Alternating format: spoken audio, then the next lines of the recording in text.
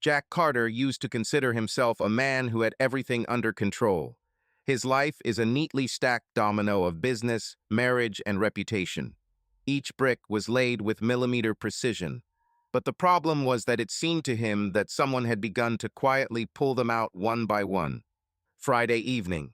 Marital home in an exclusive area of Seattle.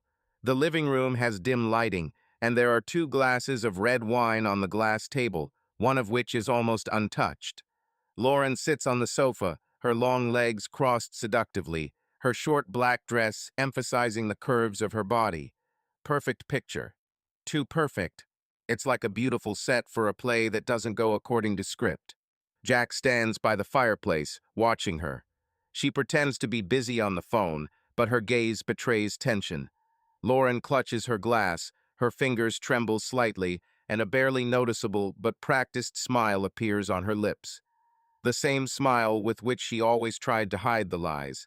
He had seen her so many times that he could already read his wife's thoughts like an open book. "What are you thinking about?" Jack takes a sip of whiskey, sitting down in the chair opposite.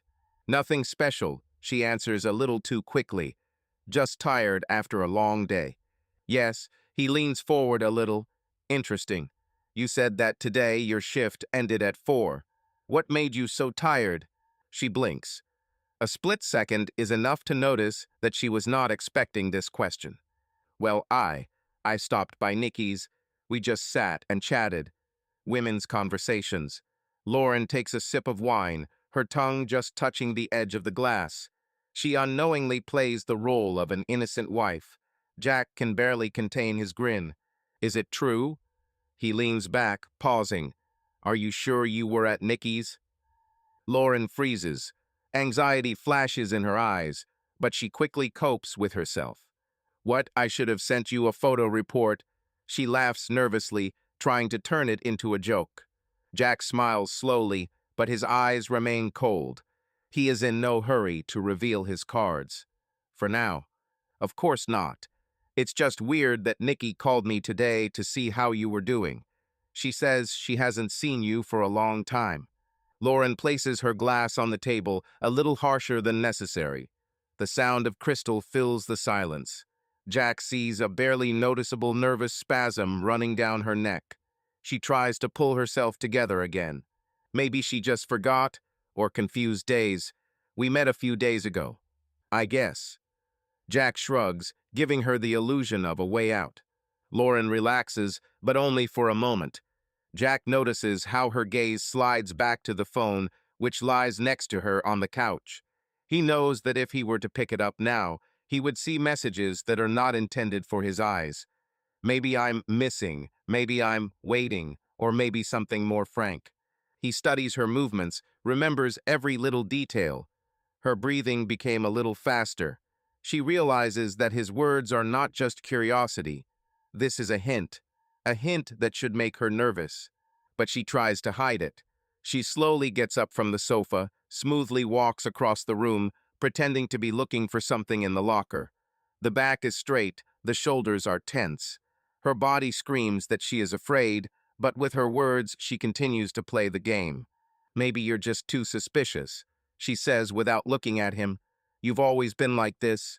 You see ghosts where there are none." Jack grins. He decides not to reveal his suspicions for now. He wonders how long she will last. There are too many inconsistencies.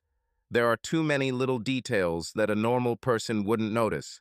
But Jack is no ordinary person. He knows when he is being lied to.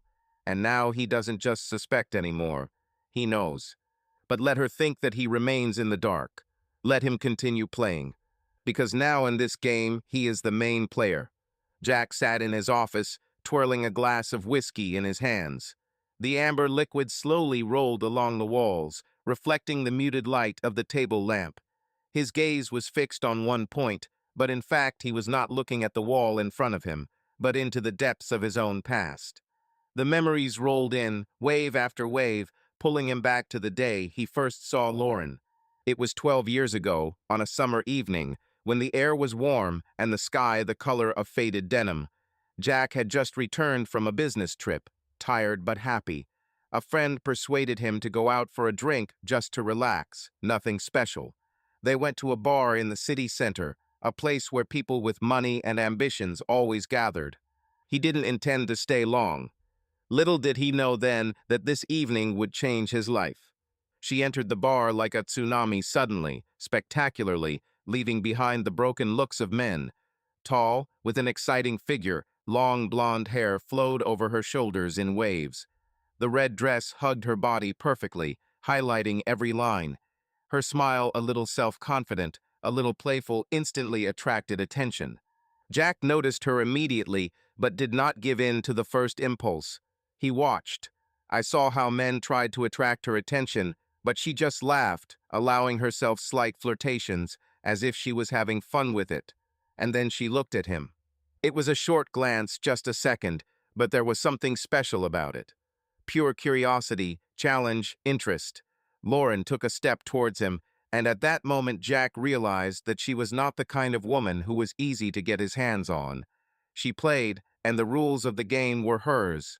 "Do you always look at women like that?" she asked, sitting down on the bar stool next to him. Jack smiled, taking a sip of his whiskey. "Only those who deserve attention."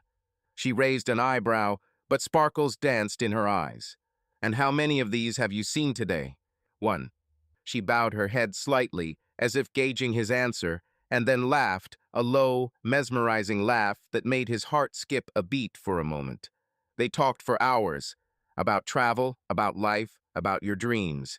Lauren turned out to be not just a beautiful woman, but also smart, with character and the ability to challenge. She disagreed with him on every issue, but did so with such grace that arguing became fun. By the time the bar began to close, she knew more about him than many of the people he had worked with for years. And he is talking about her. He knew that she studied to be a designer, but never went into the profession, preferring the world of high class and elite acquaintances.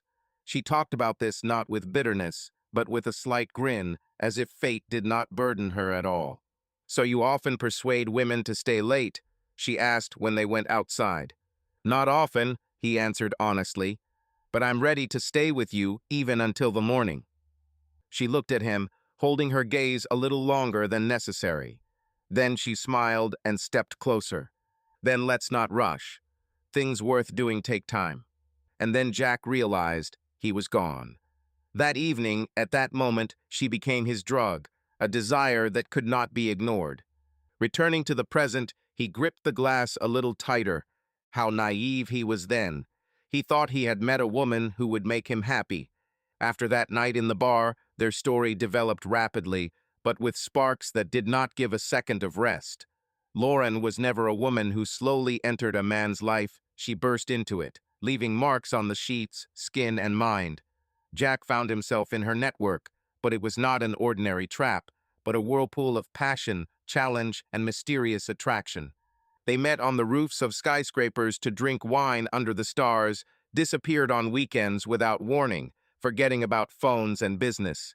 They chased each other in foreign cities, betting who would be the first to find each other among the chaos of the streets. Lauren was wild as fire, and Jack was the only one who could hold her without getting burned. But there was one moment when he realized that this was not just a novel, but something more. It happened in Tokyo, on the roof of one of the most expensive hotels in the city. They stood barefoot on the edge of the pool, the water reflecting the neon signs, and Lauren, wrapped in his jacket, smiled as if they were the only people in the entire universe. "Let's run away," she said. "We have already escaped. We are in Japan, on the roof, drinking sake. What else do you need?" He grinned. "No, I mean for real. Let's forget about traditions. Let's get married the way we want, without all these boring ceremonies. Are you proposing to me?" He leaned closer, studying her face. "Perhaps," Lauren squinted, "or I'm checking how much you are willing to take risks." The next morning, they exchanged rings right in the garden of an ancient Shinto shrine, without guests, without a dress or tuxedo, only with a warm wind, cherry blossoms, and a monk who blessed their union. It was strange, impulsive, and absolutely perfect. They sealed their vows with a heated kiss, and then, laughing, ran out of the temple, holding each other's hands like two teenagers who had done something crazy. But their wedding was not the only proof of their special connection. Lauren always played by her own rules, and Jack was the only one who could keep up with her. Their honeymoon was not a vacation, it was a race around the world. Diving with sharks in South Africa, skydiving in Dubai, motorcycling along serpentine roads in Italy. They challenged life and each other. Only once did Jack see uncertainty in her eyes. It happened in Paris when they were standing on the balcony of their room with glasses of wine. "Do you think we'll ever settle down?"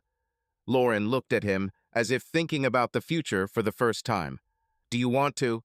He raised his eyebrows. She took a sip before answering. "Sometimes it seems that if we slow down, everything will lose meaning." "Lauren," Jack took her hand. "The point is not speed. He is in us." Jonathan and Emily's house was the perfect place for such parties, a spacious terrace, panoramic views of the city, cozy seating areas with soft sofas and dim lighting. The music played quietly so as not to drown out the conversations, and the aromas of expensive whiskey, wine, and fine cigars hung in the air. Jack held a glass of bourbon in his hand, slowly plunging into conversation with a couple of business acquaintances. His attention was periodically diverted to Lauren.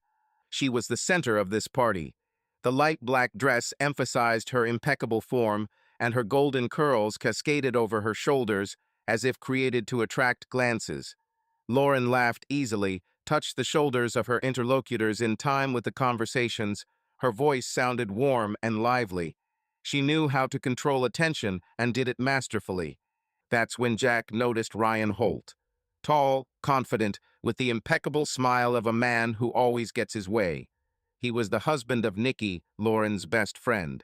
But now, it seemed, his interest was not focused on his wife at all. He stood next to Lauren, leaning slightly towards her, his hand almost imperceptibly touching her elbow as he said something. And Lauren, she laughed. The laughter was not forced or polite, it was sincere, ringing. She looked at Ryan a little longer than necessary. There was something in her eyes that made Jack tighten his fingers around his glass. The evening continued, but his mood changed. He knew his wife. Lauren always loved flirting, innocent games in which there was nothing serious. At least that's what he thought before. But something about this evening was different. He watched as Lauren lifted the glass to her lips, as her fingers lingered on the glass, as she tilted her head slightly, listening to Ryan. These little things did not escape his attention. "You look tense," Emily's voice distracted him from his thoughts. She stood nearby, holding a glass of wine and smiling slyly. "Just tired," he replied, taking a sip of bourbon. "Or are you jealous?" Emily glanced towards Lauren and Ryan. Jack grinned. "Whom? Ryan? It's just a game." "Maybe. Or maybe you just don't want to see the obvious." Emily shrugged and walked away, leaving him with his thoughts. Jack continued to watch. Ryan leaned a little closer to Lauren, his fingers lingering on her wrist for a moment before sliding down. The movement was almost imperceptible, but Jack saw it. He felt anger rising within him, but kept a calm expression on his face. Lauren did not remove her hand, and her lips stretched into a lazy smile. The guests continued to have fun. Somewhere in the corner, a group was laughing loudly, discussing the latest football match. Someone was arguing about politics, and someone already looked too drunk to understand what was happening.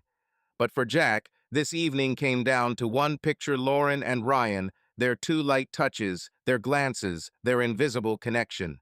The night was gradually coming to an end. The guests were leaving. Some had already had too much alcohol, and others were making plans to meet next week. Lauren approached Jack, her eyes shining from the wine she drank and the atmosphere of the evening. "Well, how did you like the party?" she asked, clinging to him. "Wonderful. You clearly enjoyed Ryan's company." His voice was calm, but everything was boiling inside. She smiled, running her finger along his tie. "You know that I like attention." Her voice was soft, but there was a challenge in it. "I hope you understand that you are playing with fire," he whispered, sliding his fingers along her waist. She didn't answer. She just smiled and squeezed his hand tighter. The night was warm, The air still smelled of whiskey and perfume when Jack and Lauren left Jonathan and Emily's house. Their car was parked at the curb, and as soon as she got in, Lauren was already leaning back in the seat, her legs gracefully crossed, and her fingers lazily running along the hem of her dress. "You were tense today," she said quietly, looking intently at Jack, who started the engine. He glanced at her briefly, definitely, before turning his gaze to the road. Maybe, or maybe I just don't like it when my wife gets too involved with other people's husbands. Lauren chuckled, lightly biting her lower lip as if she was amused by the remark. Her hand slowly slid along the inside of his thigh. "Are you jealous?" Her voice was barely audible, but there was mockery in it. Jack gripped the steering wheel tighter, his muscles tensing. There was a fire burning inside him, but he knew that anger should not take over. "Not now." "You're playing with fire, Lauren," he muttered, turning his head slightly towards her. She just smiled and removed her hand. The rest of the journey passed in silence, filled with tension. As soon as they parked at the house and walked inside, the atmosphere changed dramatically. Lauren closed the door first, leaning her back against it and casting a defiant look at Jack. He didn't have time to answer. Her lips were already pressed to his lips, hot, demanding, insistent. Her hands slid over his chest, then down to his belt. "If I'm playing with fire," she whispered, running her fingers along his stomach, "maybe you can show me what it means to get burned." Jack grabbed her waist sharply, his fingers closing on her skin, causing goosebumps, and he pressed her against the door. She moaned, arching, her body burning under his touch. "You're driving me crazy," he muttered. His breathing became heavy, hot. "Then take advantage of this, Jack." Her voice trembled, but there was a challenge in it. He picked her up, and her legs immediately wrapped around his waist. Lauren moaned as his fingers slid across her skin, causing her body to arch to meet his movements. Jack carried her into the living room, and they collapsed on the sofa.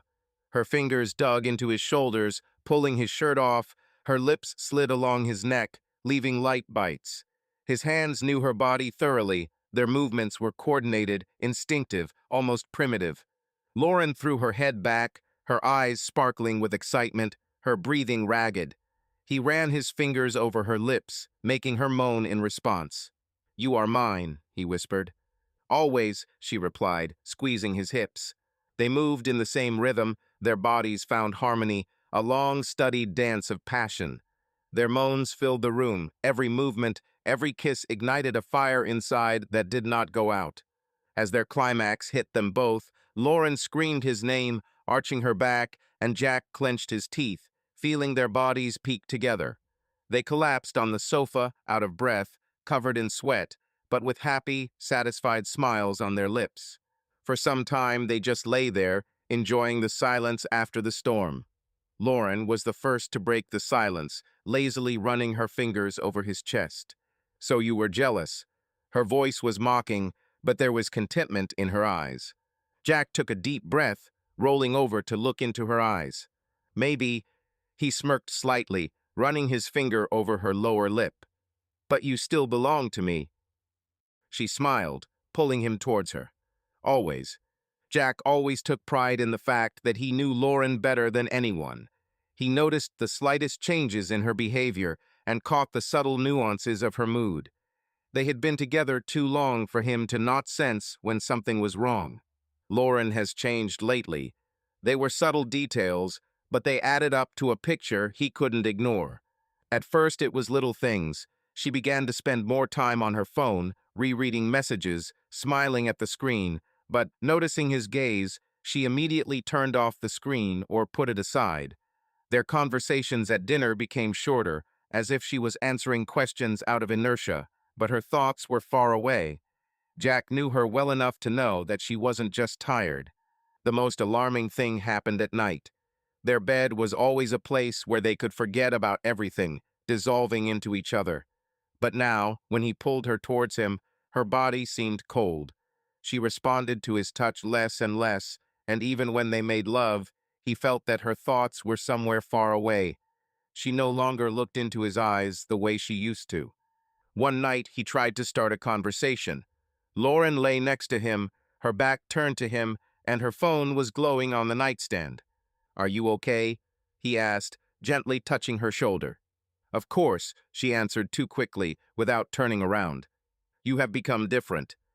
He ran his fingers along her back, but she only moved slightly, as if avoiding his touch. She sighed and slowly turned to him. "I'm just tired, Jack. A lot of work, stress. You know how it is." He nodded, although everything inside was clenched. It was a lie, sweet and comfortable, but a lie. He felt it deep down. The next morning, while Lauren was taking a shower, he took her phone. He knew it was wrong, that he shouldn't have done it, but the feeling of anxiety grew inside him. The screen was locked, but it only took him a few seconds to notice the unread messages. One name appeared in his memory like a flash. Ryan. Jack's fingers clenched into a fist. He took a deep breath and returned the phone to its place. Jack couldn't get the name that popped up on Lauren's phone screen out of his head. Ryan. It sat in his mind like a thorn, preventing him from thinking about anything else. He was not a man who acted on impulse, but his patience was running out. There were too many coincidences, too many questions that needed answers. He was waiting for the right moment. All day Lauren behaved as usual. She laughed, chatted on the phone, ordered something from online stores. But when she returned from her girls' date with Nikki, he felt like this had to be the moment. She took off her shoes at the entrance and walked into the living room, throwing off her light cape. "Good evening," he asked calmly, sitting on the sofa with a glass of whiskey. Lauren nodded, taking her phone out of her purse. She scanned the screen mechanically before putting it down. "Yes, we had a great time. Nikki was talking about some new trends in design. You know how she is. How did you spend your evening?" Jack sipped his whiskey, studying her gaze. He saw a slight tension in her eyes, a barely noticeable wariness. She was hiding something. He felt it. "Lauren, how long have you been so actively communicating with Ryan?" he asked without looking away. She froze for a second, but immediately regained her composure. Her lips twitched in a slight smile. "What? Do you often correspond with him?" he clarified. Lauren frowned, her hand instinctively reaching for the phone, as if she wanted to make sure it was still there, safe. "Jack, what are you talking about? Ryan is Nikki's husband. How can I not communicate with him?" A note of irritation appeared in her voice. "So everything is clear." He leaned forward slightly. His voice was calm, but there was a sense of steel in it. "Of course," she answered, but now her voice was firmer, almost defensive. He paused, then said, "Then why are you so angry?" Lauren blinked, her fingers clenching into a fist. "Are you angry?" She laughed, but there was no fun in this laughter. "I wasn't angry because of that, but because you, damn it, were going through my phone. Do you understand that this is an invasion of my privacy?" Jack tilted his head, his gaze unchanged. "Personal life. You are my wife, Lauren, and if I see you acting strange, I have the right to ask questions. You have no right to get into my phone." Her voice broke into a scream, and now she stood with her hands on her hips. "This is distrust. This is control. What are you even looking for? Scandal. Do you think I'm cheating on you?" Jack slowly put his glass down on the table. His heart was beating evenly, but everything was boiling inside him. "I want to understand what's going on, Lauren. You have changed. You have become cold and distant, and I want to know why. Maybe because it pisses me off that my husband is spying on me?" Her eyes sparkled with rage, and now she stepped closer. "Maybe because I'm tired of your suspicions." He was silent, but his jaw tensed. Lauren took the phone from the table and squeezed it in her hand. "You know what? I'm not going to make excuses for you for hanging out with Ryan," she blurted out. "He's a friend. We are all friends, and if you can't accept this, then it's your problem, not mine." Jack nodded slowly, watching her. He saw how nervous she was, how her breathing quickened. She defended herself too zealously, too aggressive. He took a step back and smiled coldly, distantly. "Okay, Lauren," he said quietly. "If you have nothing to hide, then I won't ask any more." She squinted, trying to figure out what was behind his words. "That's right," she breathed, then turned around and went into the bedroom, leaving him alone. Jack took the glass and finished the whiskey in one gulp. Jack lay in bed, listening to the sounds of the night. Lauren was nearby, her breathing even, but he knew she was awake. He felt it. In recent weeks, she had become distant, detached, as if her thoughts were somewhere very far away, and he couldn't ignore it. He turned to her, his hand slowly sliding over her bare shoulder. She didn't flinch, but she didn't react either. She just remained motionless. "Lauren," his voice was quiet, almost pleading. "What is happening to us?" She was silent for a long time. The tension in the room was heavy and suffocating. Then she sighed and turned her head towards him. "Nothing, Jack. Just tired." Her words sounded too mechanical, too cold. This was not the woman he had shared his nights with, the woman he had longed for, the woman who had once wanted him just as much. She looked at him, but there was no former heat in her eyes. "I want you," he leaned closer, his lips touching her neck. She didn't pull away. She allowed him to touch her, but her body was motionless, as if it were someone else's. Previously, when he touched her, she arched forward, her breathing quickened, she drowned in him just as he did in her. Now, nothing. He covered her lips with a kiss, slowly, trying to awaken something in her, but she responded mechanically, without a hint of passion. Her fingers slid over his chest, but the movements were empty, as if she was doing it out of duty and not out of desire. "Lauren," he whispered between kisses, but she didn't answer. He continued, hoping that he could awaken her feelings, that he could bring back the woman he loved, but the further he went, the more he realized that she was just allowing this to happen. She let out a soft moan as he entered her, but there was no passion in the sound. It was a mechanical movement, just physical intimacy without emotions, without fire. She lay under him, accepting him but not feeling him. Every movement was harder for him. He tried to find her gaze, tried to see something there, a desire, a responsive need, but she just looked at the ceiling, her hands lay lazily on his back. She didn't cling to him and didn't drown in this moment. She was simply there, but at the same time she was not there. "Damn," he hissed, suddenly slowing down. She finally looked at him, and a ghostly shadow of a smile appeared on her lips. "It's okay, Jack." Her voice was too soft, too submissive. "Just let's finish." Those words hit him harder than any fist. Let's finish. As if it was a duty. It was as if he was someone she simply tolerated. Jack stopped. He felt his anger and pain welling up inside. He didn't want this. I didn't want them to just finish. He got off her and sat on the edge of the bed, covering his face with his hands. His chest heaved with uneven breathing. Lauren sat up too, pulling the sheet over herself. "Jack." Her voice was quiet, but he didn't turn around. "Forget it," he answered dully, getting out of bed and heading to the bathroom. When he closed the door behind him and turned on the water, he clenched his fists. He felt that something in them had completely broken, something that could no longer be undone. Lauren never planned for this. Nikki became her friend naturally, easily, without forcing. They met a couple of years ago at a party and instantly hit it off. Nikki was kind, open, and funny, but most importantly, she had a husband who attracted Lauren from the very first sight. Ryan.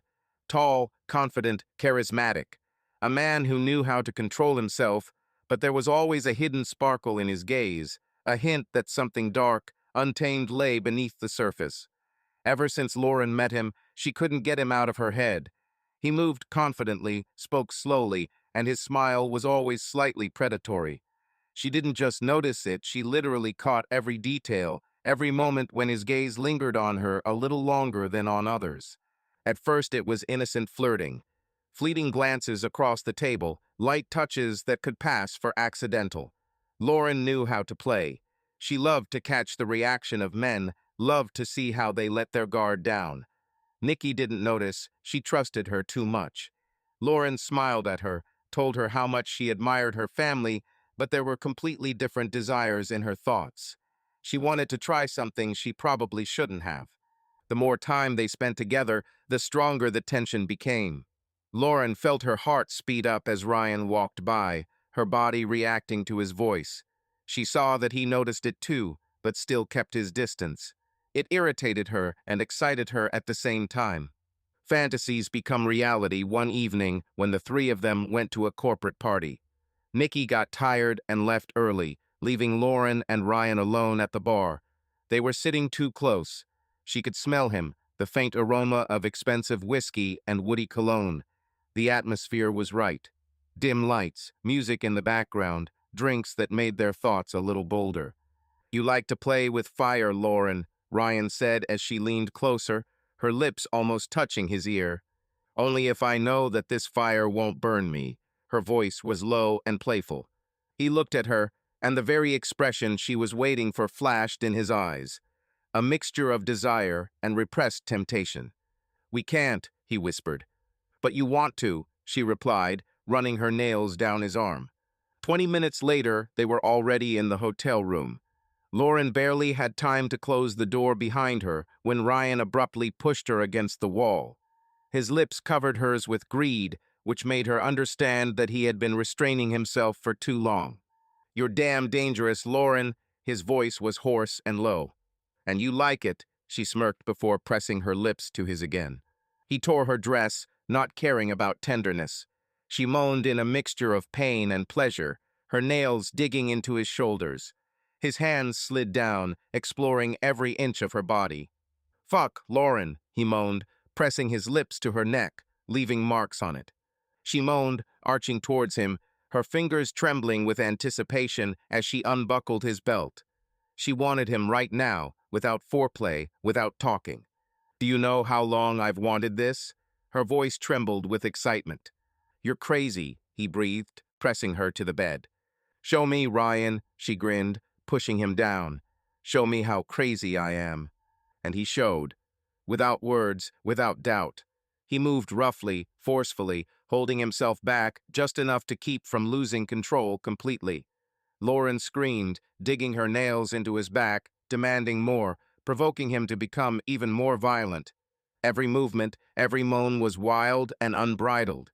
It was as if they did not exist in the real world, only in this room where the boundaries had long been blurred. He called her dirty words, and she answered him the same. Her body was hot, his hands greedy. They didn't just want each other, they demanded each other. At that moment, she knew they had crossed a line from which there was no turning back.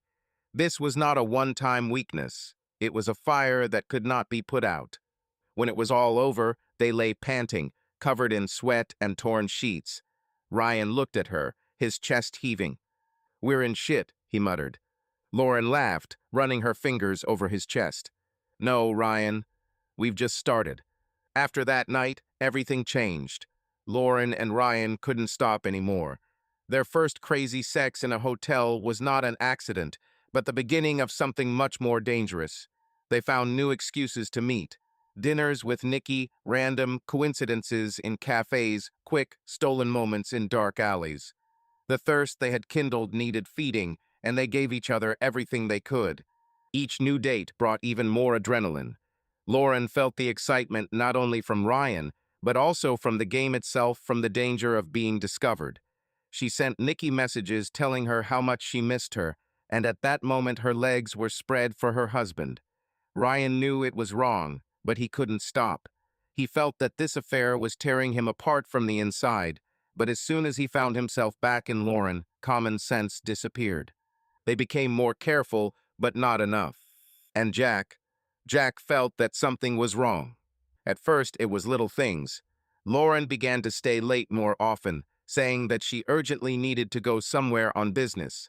Her phone, which had previously been lying around, was now always nearby, screen down. She began to spend more time in the bathroom, and when she came out, her eyes sparkled, but not from fatigue. Jack noticed the changes, but did not immediately understand their true nature. And then the coincidences began. One evening, he was picking up a car from a service center when he saw her. Lauren stood on the street corner, her long coat wrapped around her, but he knew her too well. This was her special look, the one she wore when she wanted to impress. He wanted to shout at her, but then he saw a second figure. Ryan. He was standing too close. I looked into her eyes for too long. He touched her hand too carefully. Jack didn't show it, he just watched from afar. A picture began to form in his head that he did not like. He knew Ryan as Nikki's husband. They talked and crossed paths at parties. He had never thought about it any differently until now. The next morning, he decided to test his guess. Lauren said she was going into town on business, but her voice was too flat, too carefully chosen. Jack waited until she left and then got into the car and followed. He knew what he was doing. It wasn't just curiosity, it was a necessity. Lauren took a different turn than she promised. She drove through the city, stopping at a small hotel. She went inside and Jack waited. The minutes dragged on endlessly. He was about to leave when he saw Ryan. Damn Ryan. He appeared around the corner of the building, looked around, and then went inside the same way as Lauren. Jack felt something break inside him. He was not an impulsive person. He did not break into the building, did not create a scene. He just sat there, his fingers slowly tightening around the steering wheel, and his thoughts, one after another, turned into a clear, cold picture. Lauren cheats on him. He didn't know the details. He didn't know how long ago it had started. But now he had proof. Jack turned on the engine. His face remained motionless, but the fire was boiling inside him. He didn't yet know what he would do, but one thing was clear. This game has just begun. Now he will no longer be just an observer. Now he will begin to act. Jack was patient, but when he played a long and cruel game. He was going to find out everything. Every meeting, every call, every lie. Lauren had no idea that she was being hunted. Jack sat in his office, drumming his fingers heavily on the wooden tabletop. There was a business card on the table in front of him. Simple, unremarkable, with clear black letters on a white background. Robert Hale, private detective. He found him through friends. A person who is paid not for questions, but for results. And that's exactly what Jack needed now. When the detective entered the office, Jack looked at him carefully. He was of average height, thin, with sharp facial features and predatory eyes. A man who knew how to be invisible, but appeared where he was not expected. "Are you Jack Carter?" His voice was hoarse, as if he smoked a lot. "Yes, sit down," Jack gestured to the chair opposite. Robert sat down, took a notepad out of his pocket, and looked at it. "Do you need proof?" he asked without further ado. "I need everything," Jack spoke evenly, but there was steel in his voice. "I have suspicions, but I need facts." "Undeniable iron." Robert nodded. "Have you found out anything yet?" Jack clenched his jaw, looking at him. "I saw my wife enter the hotel. A few minutes later, Ryan Holt walked in there. I'm not a fool, Robert. I want to know how long this goes on, where they meet, what they do. I want everything." The detective nodded slowly, writing something down on his notepad. "So we already have a lead." "Fine. I'll bug your house, her car, her phone. There are cameras in the living room, bedroom, and, if possible, in that very hotel. I'll also keep an eye on Holt's movements. It will take some time, but the result will be comprehensive." Jack slammed his hand down on the table, causing the detective to look up. "I don't need just guesses and assumptions." His voice broke into a roar. "I need the damn truth. I want to see, hear, know what exactly my wife is doing behind my back. How many times? How long? How deep he is in her. Everything down to the last fucking detail." Robert raised an eyebrow slightly, but didn't back down. He was used to this. "Do you want full control?" he clarified. "I want me to have evidence on my hands that she won't have a single chance to get away with. I need recordings, clear pictures, text messages, everything. I want her to know when I show her this crap that the end has come." Jack gritted his teeth. "And I want to see his face when he realizes that he didn't just have sex with someone's wife, but the wife of someone who could destroy his life." The detective chuckled and nodded.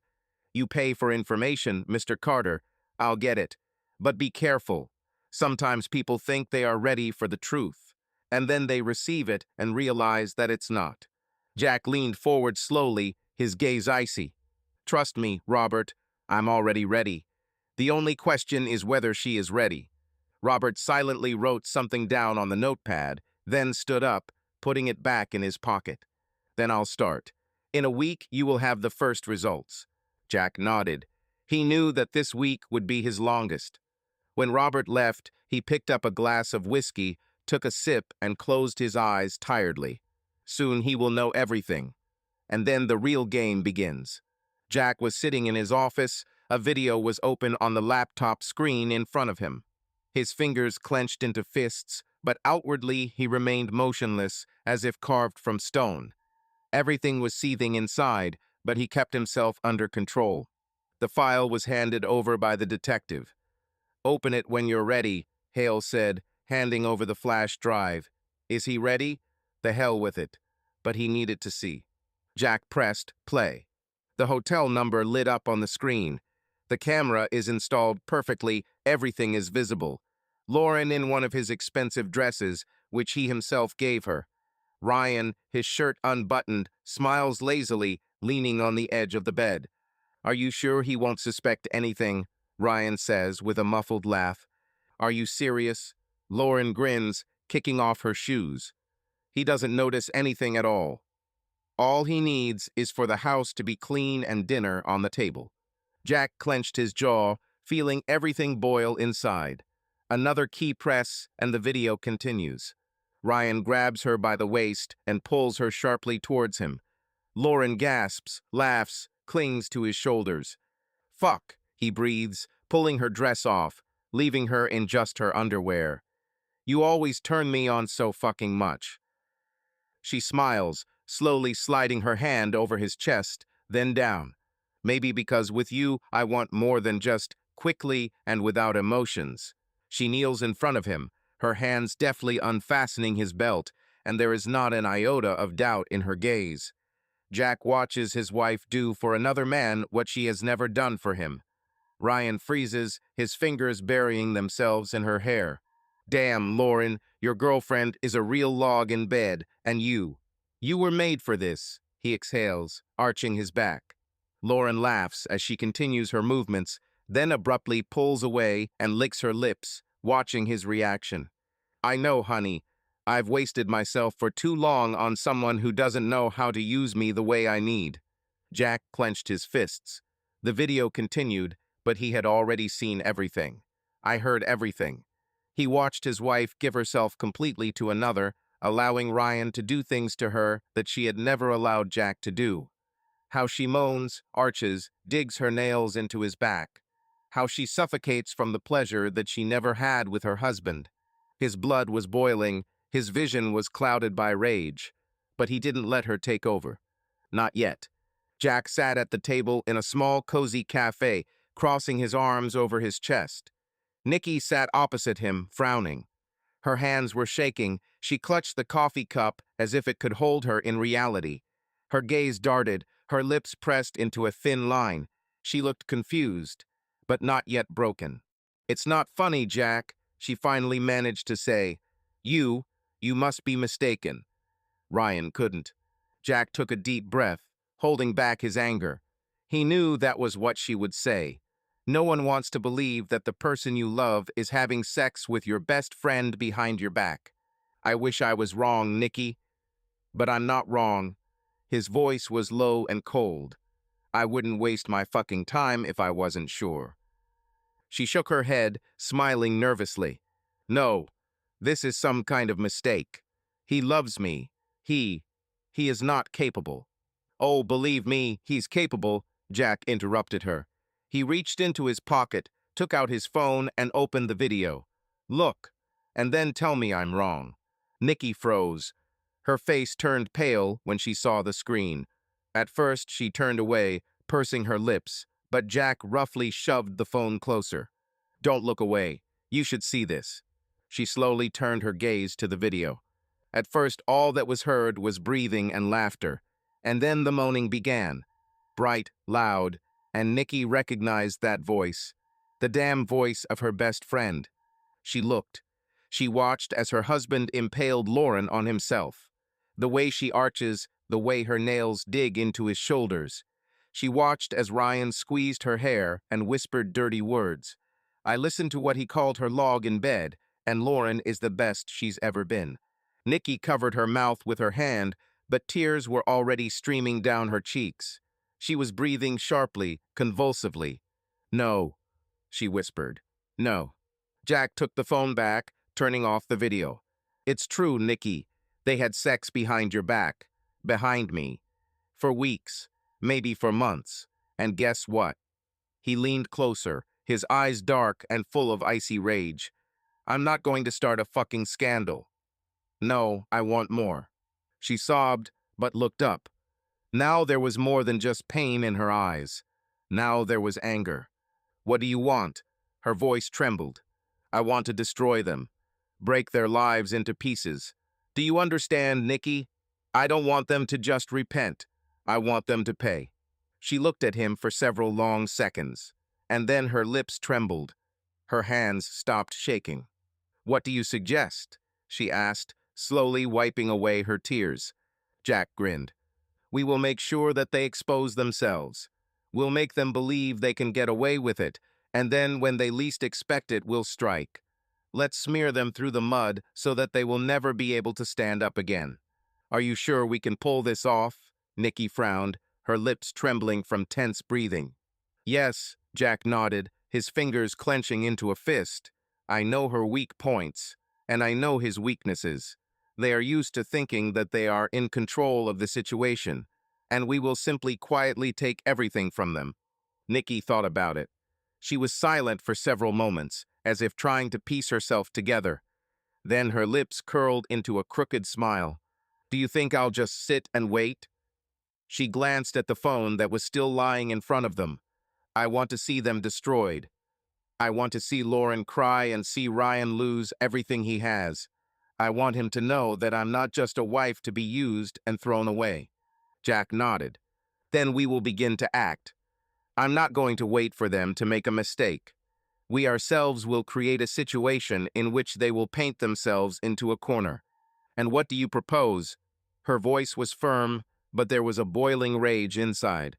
I'll start with Lauren. His smile was cold. She's too used to thinking that she can hide her gains. We will make her believe that she is in control of the situation. And then, we'll just pull the ground out from under her feet. Nikki took a deep breath, her gaze hardening. She ran her hand over her face, wiping away the remaining tears, and then nodded. Let's ruin their lives, she said, and an expression appeared on her face that Jack had never seen before. This was a woman who was no longer going to be a victim. Jack smiled. Perfect, warm, immaculate.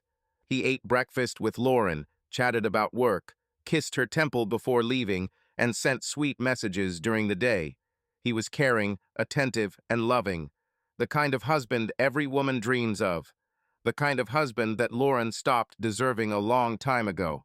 Something has changed with you, she once remarked, handing him a cup of coffee. In what sense? Jack took a sip, carefully studying her reaction. Lauren frowned slightly, as if she didn't understand what was bothering her. I don't know. You're just different. He chuckled and ran his fingers gently over her wrist. Maybe I just want to be closer to you again. His voice was soft, almost pleading. She held her breath for a second, then quickly smiled and covered his hand with hers. I like it, she said, but there was a flash of worry in her eyes. This is exactly what Jack wanted to see. Because while he was the perfect husband, Lauren continued to lie to him. Lauren had never felt such excitement before. Secrets, forbiddenness, hidden glances at dinners with friends, stolen minutes in parking lots. She thought that cheating would bring fear, but instead she liked the risk. I liked the feeling of control. And Ryan. Ryan was as greedy for her as she was for him. You know I can't resist when you look at me like that, he whispered, dragging her into a dark corner between two buildings. Then don't resist. Lauren ran her nails along his neck before pulling him towards her. And he didn't resist. Their kisses were hungry, their hands exploring each other as if they had forgotten what it was like to wait. He pinned her between him and the cold brick wall, his fingers sliding up her leg without hesitation, lifting her skirt up. You're driving me crazy, he breathed, pressing his lips into her skin. Then use me, she breathed, kissing him back. He used it. Rough, fast, without mercy. And it was in these moments that Lauren felt alive. And Jack was waiting for her at home. Calm, caring. The one who greeted her with a smile and a kiss. "How was your day?" he asked at dinner. "Okay," she answered, smiling back at him. And then he took her hand, gently running his fingers over her skin. She felt warm, felt that he was looking at her as if he was falling in love with her again. Lauren felt like a queen. The night was warm, the air saturated with the electricity of their secret. Ryan's car was parked in a back alley, away from prying eyes. The headlights were off. The cabin was in semi-darkness, but the tension inside was off the charts. Lauren sat in the passenger seat, her chest heaving with ragged breathing. Her heart was pounding so hard that it seemed you could hear it. "You're driving me crazy," Ryan whispered hoarsely, leaning closer. His hand slid along her thigh, his fingers greedily buried in the hem of her short dress. Lauren slowly spread her legs, her tongue running over her lower lip as his fingers touched hot, wet skin. "Then don't resist," she breathed, clinging to him. Ryan didn't need an invitation. He grabbed the back of her head, his lips insistently covering hers. The kiss was greedy, wild, full of insatiable desire. Lauren moaned as his tongue found her, as his fingers began to explore her body as if he wanted to learn her every reaction. She tugged at his belt, undoing the buckle with trembling fingers. "You're such a damn provocative," he gasped as she squeezed his already tense flesh with force. "And you love me for it," she grinned, going lower. Ryan leaned back, his fingers threading through her hair as her lips touched his. He groaned, arching in the chair, his breathing became heavy and ragged. "Fuck, Lauren," he moaned. "Does your husband even know who he lost?" She just grinned, looking up at him. "He doesn't care, and I don't care. Now I belong only to you." Her words seemed to set him on fire. He jerked her to her knees and sat her down on top of him, his hands jerking her panties to the side, not even bothering to remove them completely. He entered her sharply, causing her to throw her head back and moan in surprise. "You don't do that for him, right?" he hissed, squeezing her hips. Lauren bit her lip, her nails digging into his shoulders. "Never." "Because you're mine." His voice was rough, animalistic. He moved deeper, making her gasp with each new wave of pleasure. The car creaked slightly, the fogged windows hiding them from the world. Their bodies moved in unison, greedily, mercilessly. Lauren threw her head back, her moans getting louder, her back arching as Ryan pounded deeper into her. "You were made for this," he breathed, burying his face in her neck. "For dirty games." "Only with you," she breathed, feeling her body approaching climax. She exploded, her nails leaving marks on his skin, her body shaking in his arms. Ryan caught up with her a second later, his fingers digging into her waist as he froze, breathing heavily. There was silence in the car for several minutes, interrupted only by their ragged breathing. Lauren smiled, lazily running her finger over his chest. "You a little yes?" He chuckled, fisting her hair. "We're just getting started, baby." Jack sat at the bar, thoughtfully twirling a glass of whiskey in his hands. It was approaching midnight, but he was full of energy. Today, he must learn something that will make his plan flawless. Nikki showed up exactly at the appointed hour. She looked tense but determined. There was no more pain in her eyes, only icy anger. "He lied to me again," she said, sitting down on the chair opposite. "Last night, he said that he was late to work, but I found." She fell silent, her hands clenched into fists.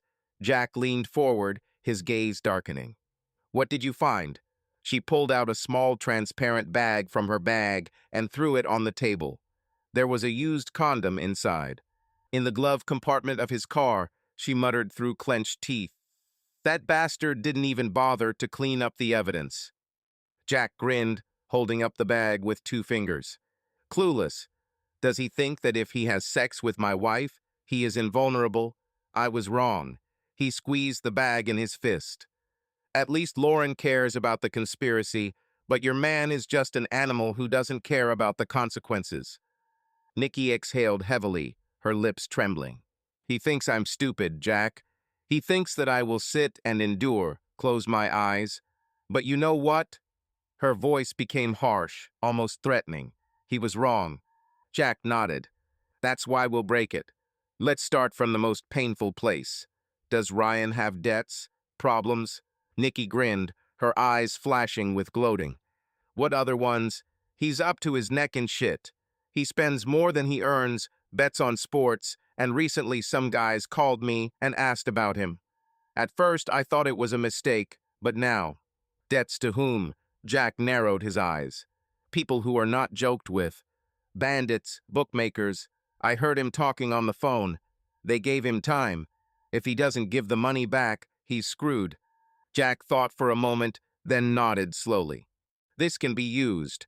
Ryan is not as tough as he makes himself out to be. When his life starts to fall apart, he will panic. We will make sure that he has no choice. Nikki clenched her teeth. He will beg us to leave him alone. No, Nikki, Jack looked up at her. He will beg Lauren because his real weakness is not just money. He thinks that he is in love with her, that she is his salvation. When he realizes that he has lost everything, he will clutch at her like a drowning man at a straw. Nikki clenched her fists, her eyes flashing with anger. This easily accessible girl, this creature. She hissed, her voice trembling with anger. I trusted her. She was my friend. She came to my house, sat at my table, knew everything about me, and at the same time spread her legs for my husband. What the hell? She slammed her fist onto the table, causing the glass to bounce slightly. I thought she was my person, Nikki continued, her voice breaking. And she's just a cheap bastard who couldn't resist taking from someone else. I'm ready to tear her to pieces. Jack grinned, took the glass, and took a sip of whiskey. Don't rush. We'll make it beautiful. I don't want them to just panic. I want them to suffer. Nikki took a deep breath, her gaze hardening. She ran her hand over her face, wiping away the remaining tears, and then nodded. Let's ruin their lives, she said, and an expression appeared on her face that Jack had never seen before. This was a woman who was no longer going to be a victim. Lauren stood in front of the bathroom mirror, nervously stroking the skin on her neck. She could not get rid of the strange feeling of anxiety that had settled in her in recent days. Something has changed. Something's wrong. Everything was easy before. Adrenaline from secret meetings with Ryan, his hands on her body, his hot whispers, his confidence. It gave her a feeling of power.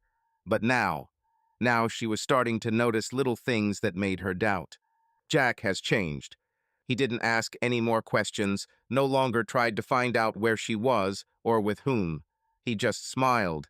Too sincere, too calm. He was more attentive than usual, saying compliments that he hadn't said in years. And this scared her more than if he had thrown a scandal. She jumped when her phone vibrated on the nightstand. Message from an unknown number. Are you sure your husband doesn't know anything? Lauren's eyes widened. She felt everything inside her tighten. Damn. She whispered, quickly looking around, as if she was afraid that Jack was standing outside the door. She grabbed the phone, fingers trembling as she tried to figure out who could have written this. Was this a joke? Did someone suspect something? Or Jack? She quickly dialed Ryan's number. Lauren? His voice was relaxed, but she immediately detected notes of wariness in it. We need to meet. Right now, she brooked no argument. 15 minutes later, she was sitting in Ryan's car in a deserted parking lot. Her arms were crossed over her chest, her nails tapping against her skin. Show me, Ryan demanded. She silently handed him the phone, and he frowned, skimming the message. Shit, he muttered, handing the device back to her. This is some kind of bluff. Bluff? What if not? Lauren flashed her eyes at him. If Jack knows. What if he understood something and is now playing with me? He's different, Ryan. He's acting too calm. This is not normal. Ryan sighed, pulling her wrist, forcing her to look into his eyes. Lauren, listen to me. If he knew, do you think he would just sit there and smile? Men don't do that. He would have already caused a scene. He wouldn't live with you anymore. Ryan grinned. he would have already filed for divorce and grabbed everything he could from you. Lauren bit her lip, her breath hitching. What if he's waiting for the moment to strike? Maybe he's collecting evidence. Maybe. Baby, stop. Ryan leaned toward her, his hand squeezing her thigh. It's just paranoia. You're too excited. We just need to be careful. But this does not mean that we have been exposed. Lauren took a deep breath, trying to compose herself. You are sure? Absolutely. His fingers slid along her inner thigh. Stop worrying about it. Think about what's important. She closed her eyes, feeling the anxiety recede, replaced by a familiar heat. Jack watched Lauren. He saw how nervous she was, how her fingers trembled as she poured wine into a glass at dinner. I saw how she avoided his gaze, how she tried her best to play the role of a loving wife, but her falsehood was too obvious. And this gave him pleasure. Are you okay, honey? He asked, smiling. She looked up at him sharply and nodded too quickly. Yes, sure. I'm just tired. Tired? Jack slowly put down his glass. I wonder why. From household chores or something else? Lauren tensed, but immediately put on a smile. From work, of course. He studied her like a predator playing with its prey. You're so tense. Maybe I should help you relax. She froze. He saw doubt in her eyes, uncertainty. She felt that something had changed in him, but could not understand what it was. And it was wonderful. Once they were in the bedroom, Jack wasn't gentle. He wasn't going to be. He sharply turned her towards him, roughly pulled her by the hair, and squeezed her waist. You are my wife, right? His voice was low, threatening. Why, yes. She breathed out, her hands involuntarily falling on his chest. Then behave like a wife, he hissed, covering her lips with a hard, demanding kiss. She gasped, but didn't pull away. He felt her give in slightly, but it wasn't desire, it was fear. Jack knew that at that moment she was not thinking about him, but about something else. About something that haunted her. This only inflamed him. He tore her robe off and threw it on the floor. Her body was still the same as he remembered, but now it seemed alien, dirty. Jack took a condom from the nightstand and tore the packaging with his teeth, not taking his eyes off her. Lauren looked at him with wide eyes, her chest heaving with intense breathing. You've never before. She began, but he interrupted her by grabbing her chin. I just want to be careful. His voice was quiet, but there was steel in it. The world is full of infection, isn't it? She shuddered. Her eyes filled with tension, but she didn't say anything. Jack smiled. He turned her around and forced her to lean on the bed, one hand squeezing her wrist, the other breaking the boundaries between them. He wasn't gentle. He moved roughly, deeply, mercilessly. Each of his thrusts was not only physical, it was psychological. Lauren moaned, but there was no pleasure in the sound. This was something different. What, honey? Jack leaned towards her ear, roughly grabbing her hair. They didn't do it to you so harshly. She sobbed, clutching the sheets. Jack grinned. You like dirty games, right? So, honey, now I'm playing. He sped up, feeling her body tremble beneath him. This was not pleasure, it was power. Full control. He made her feel, feeling insignificant, tarnished. He wanted her mind to be filled with only him at that moment. Only his hand on her throat, only his breath, only his voice, which whispered dirty, cruel words into her ear. When he finally stopped, he slowly pulled away, not caring about her condition. He took off the condom, tied it in a knot, and threw it in the trash. Lauren lay on the bed, her body trembling, her breathing ragged. Jack looked down at her. You should take a shower, he said, pulling on his trousers. You're too tense. She sobbed, but didn't say a word. She just curled up into a ball, huddled under the sheet. Jack smiled. Nikki was sitting in her car parked in front of the building where Ryan worked. She nervously tapped her nails on the steering wheel, but there was a cold fire in her eyes. Today, she will strike first. She took out her phone, opened her email, and attached files to a new letter. All the evidence of his money fraud, false reports, kickbacks, everything she had accumulated over the years while she trusted him, while I considered him my own. Recipient: Financial Investigations Unit Subject: Anonymous report of financial fraud at Holt's company. She typed a short message. Attached are documents confirming Ryan Holt's tax violations. He laundered money through fictitious transactions. I'm sure the audit will show even more. She pressed send and exhaled. Part of her expected to feel guilty. But instead, there was only a strange, acute euphoria. Adrenaline rose, taking over her completely. She knew it was just the first step, but it was damn sweet. Now all that remains is to make sure his boss finds out about his sins. She pulled out a second phone, the one Jack had helped her buy. It didn't contain any of her personal information. Nikki went into an anonymous chat and sent a message to the right person. Mr. Devlin, I recommend paying attention to your employee Ryan Holt. He keeps double-entry bookkeeping. Perhaps the tax authorities are already interested. She sent the message and clenched her fists. Devlin was more than just a boss. He was a man who hated traitors, and Ryan was just like that. The next day, Ryan's office was buzzing like a disturbed hive. Fuck, did you hear? The tax office has arrived, one of the employees whispered. Did Holt hit it big? The other grinned. Ryan stormed into the office with wild eyes. His phone was already ringing with calls. He glanced at his colleagues, whose gazes instantly dissipated, but he knew. They had already heard everything. What the hell? He barked, pushing open the door to his office. He didn't notice how one of his colleagues grinned at his back. Holt, the boss is calling for you, the secretary said without looking up. Ryan swallowed nervously. He opened the door to Devlin's office and broke out in a cold sweat. His boss was sitting at the table with a folder of documents in front of him. Devlin had never looked so cold. Sit down, he said without looking up. Ryan sat up, his hands sweating. It's a mistake, boss. I swear that. Shut up, Devlin interrupted, throwing several printouts on the table. What the hell is this? Ryan took one look and turned pale. These were reports. Fake deals. Transfers of money to unknown accounts. His own signatures were on the documents. I can explain. Devlin rose from the table and slowly approached him.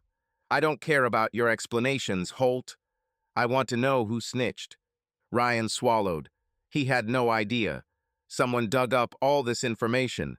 Someone started this hellish mechanism. He clenched his fists, his breathing ragged. He was trapped. Somewhere on the other side of town, Nikki was opening a bottle of wine, smiling at her victory. She sat on the windowsill, lazily twirling the glass in her hands. The screen on the phone lit up. Message sent. Documents received. She chuckled. 1-0 Ryan, she whispered, taking the first sip. And that was just the first blow. Ryan sat in his office, looking at the monitor screen where his losses were displayed in red numbers. My heart felt lousy. Yesterday, everything went according to plan, but today he seemed to be in free fall. Something was definitely going wrong, but where did the first blow come from? The tax authorities came first. A formal check, they said. The usual procedure. But Ryan knew that such visits were not accidental. The bank then froze part of his accounts due to suspicious transactions. His accountant, pale and sweaty, tried to explain that there had been several strange payments this month that were now raising questions for the financial controller. And then the worst began. Clients began to cancel transactions. Bosses avoided his calls. Even his business partner, Tom, whom he considered a friend, suddenly stopped responding. What the hell? Ryan threw the phone on the table, clutching his head. What the hell is going on? The next day, the situation got even worse. Ryan, we have a problem, his lawyer said, looking into the office. You won't tell me anything new, he snapped. What now? Our creditors demand payment immediately. One of them hired auditors, and now they are rummaging through all your transactions. We don't have enough liquidity to plug the holes. This is impossible, muttered Ryan, but he himself knew that this was reality. His business was collapsing, and he did not understand who started this hell. Jack sat in his office, sipping whiskey and watching his laptop screen. The cameras installed in his house provided a crystal-clear image of what was happening in the living room. He knew that this moment would come sooner or later, but seeing it live, it was different. Lauren stood at the door, looking around nervously, and then quickly let Ryan inside. He stepped into the house, closing the door behind him, and immediately pulled her towards him, his hand sliding down, squeezing her thigh. Lauren gasped quietly, but didn't push him away. "Are you sure he won't come back?" Ryan whispered. His lips were already touching her neck. "He's busy today," she answered, her voice trembling not from fear, but from excitement. "He has a meeting. He doesn't even know I'm here." Jack chuckled as he took another sip of his whiskey. Oh, he knew. He knew everything. Ryan leaned closer, his breath hot against her skin. "You're so crazy. Bring me right here? Adrenaline rush, right?" Lauren moaned as his fingers slid up her leg. "I can't stop." Her hands were already unbuttoning his shirt, tearing it off his shoulders. "I like risk. You know that if he finds out." Ryan didn't finish. His hands sharply squeezed her waist, pressing her to him. "He won't know," Lauren breathed before capturing his lips with a greedy kiss. Jack watched his wife kiss another man in their house, in his home, in the room where he once held her in his arms, where they laughed, where they shared dreams. Now she stood in front of him on the screen, half naked, with her hair scattered over her shoulders, allowing this bastard to touch her.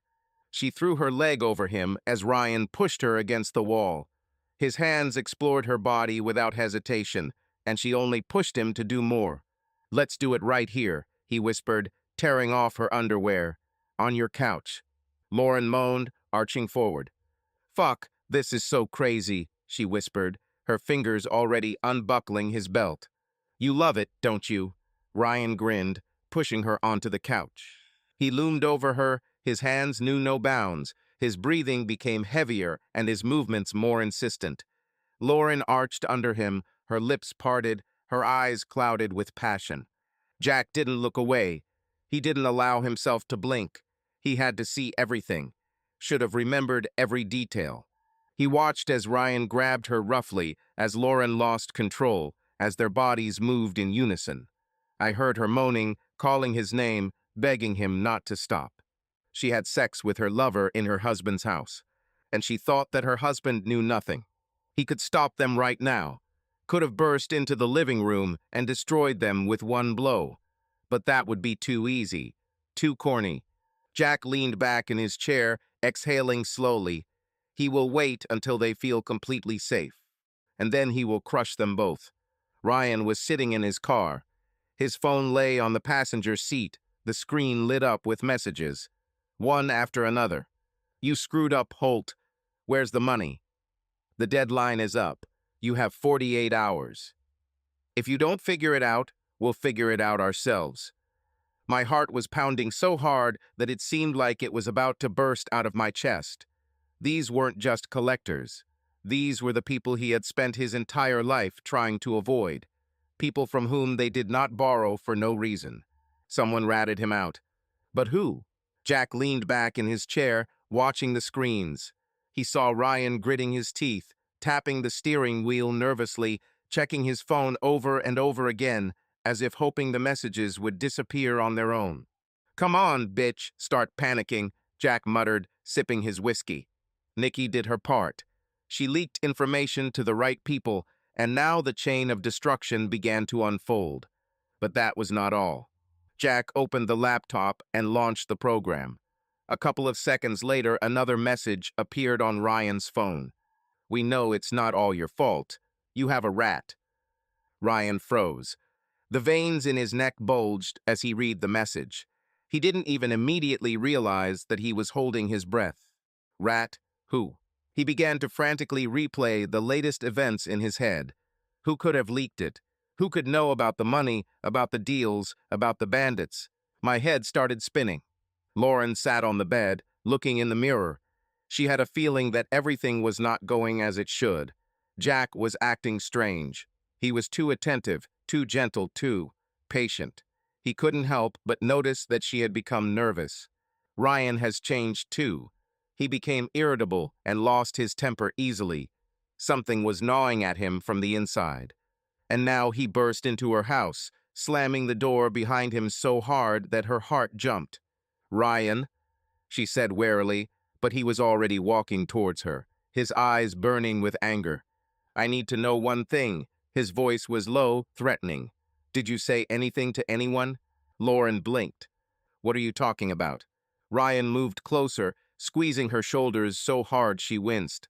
"Don't lie to me, damn it. Someone ratted me out. And if it was you, I swear." "Ryan," she broke out, looking at him with horror. "Are you crazy?" "Of course not.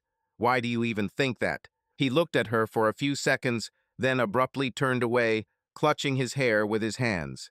"Everything is falling apart, Lauren, you know? All. I don't know who is doing this, but someone is setting me up." She swallowed, feeling a chill run down her spine. She had never seen him like this before.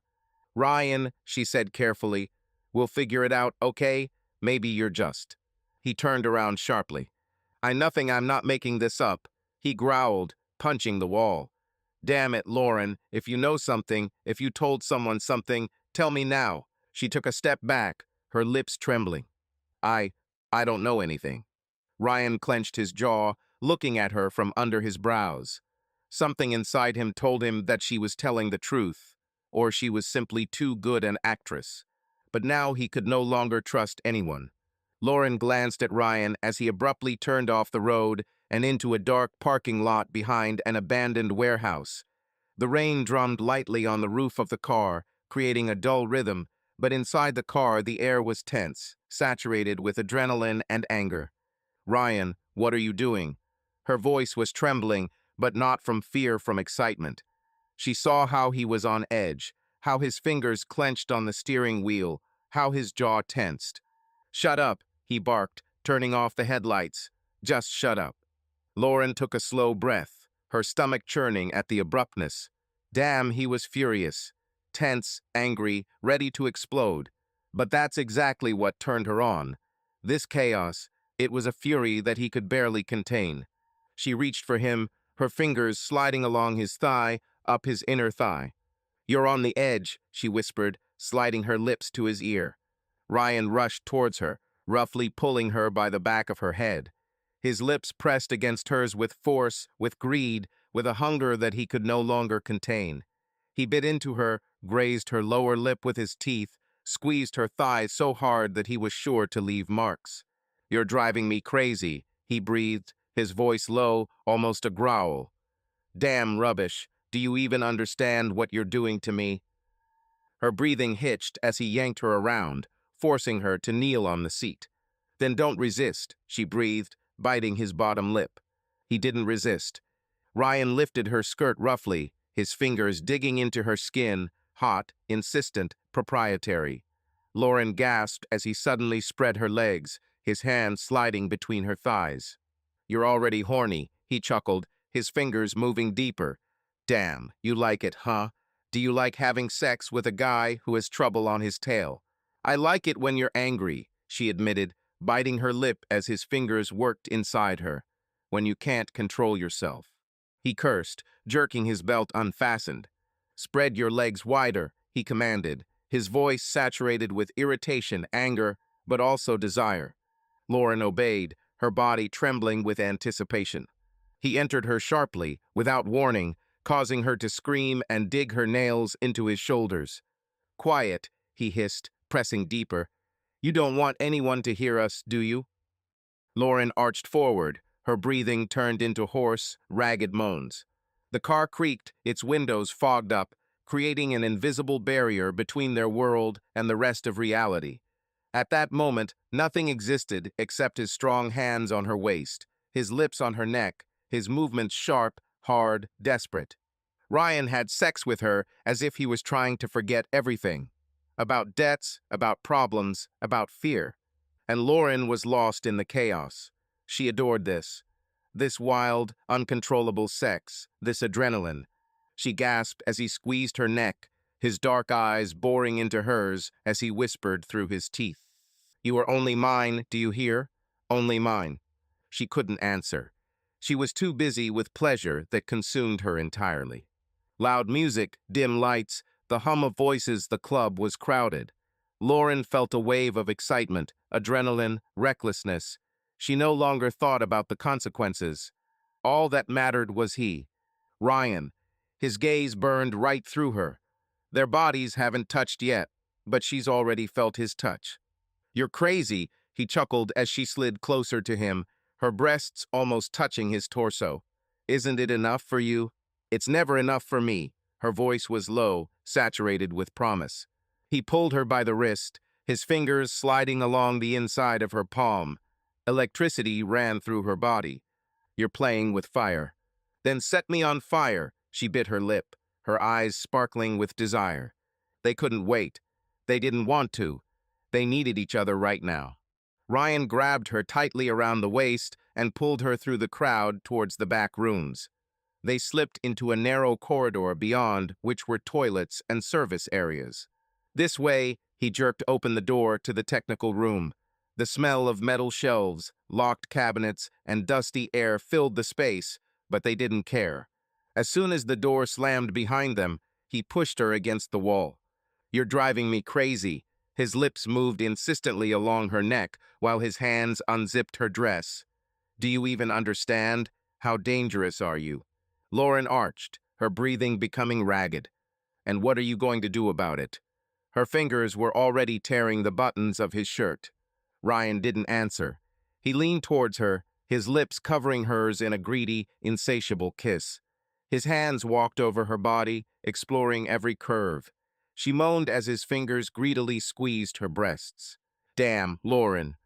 He was breathing heavily, his lips crossing hers. She wrapped her arms around his neck, her legs sliding up his sides, clinging to him. "I want it," she whispered. "I want you to take me here and now." He didn't keep her waiting. A moment and her dress was pulled up to her hips. His fingers ran along her inner thigh. She was already ready for him.